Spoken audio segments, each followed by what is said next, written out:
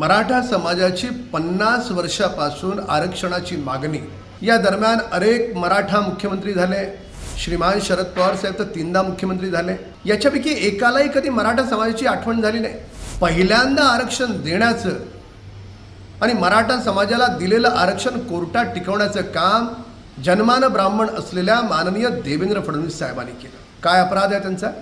अपराध जर कोणाचा असेल तर श्रीमान उद्धव ठाकरेंचा आहे। त्यांच्या कर्तव्य शून्यतेमुळे त्यांना ते कोर्टात टिकवता आलं नाही। अपराध जर कोणाचा असेल तर माननीय शरद पवार साहेबांचा आहे। 3दा मुख्यमंत्री असून त्यांना मराठा समाज का आठवला नाही? अपराध जर कोणाचा असेल तर त्या काँग्रेस पक्षाच्या दुटप्पी नेत्यांचा आहे। आता नुकतंच अधिवेशन झालं। मराठा समाजाच्या आरक्षणासाठी विशेष बैठक बोलवली मुख्यमंत्र्यांनी। का नाही आले काँग्रेसवाले? का नाही आले उभाटावाले? कुणी अडवलं तर शरद पवार गटाच्या नेत्यांना। त्यामुळे ह्या तिन्ही पक्षांची भूमिका ही आजही समाजामध्ये भांडणं लावण्याची आहे।